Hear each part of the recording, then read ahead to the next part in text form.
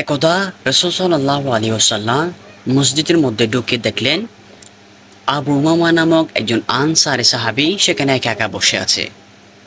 তিনি তাকে জিজ্ঞেস করলেন, হে আবু উমামা, তুমি একা একা বসে আছো কেন, তাও এই অবেলায়? তখন আবু উমামা উত্তর দিল, ইয়া রাসূলুল্লাহ, আমার সীমাহীন দুশ্চিন্তা এবং ঋণের বোঝার কারণে আমি এখানে একা একা বসে আছি।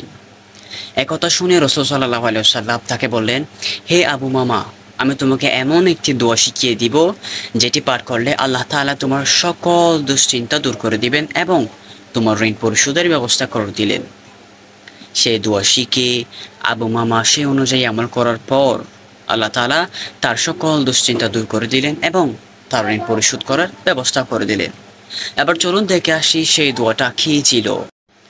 দোয়াটা ছিল এরকম: আল্লাহুম্মা ইন্নী আউযু বিকা মিনাল হাম্মি ওয়াল হাযানি ওয়া আউযু বিকা মিনাল আজজি ওয়াল কাসালি ওয়া আউযু বিকা মিনাল জুবনি ওয়াল বুখলি ওয়া আউযু বিকা মিন গলাবাতিদ দাইনি ওয়া কাহরির রিজাল।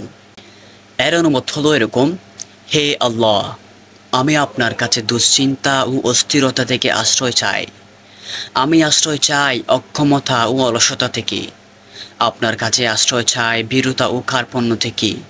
আমি আপনার কাছে আশ্রয় চাই ঋণের বোঝা ও মানুষের রোষানল থেকে।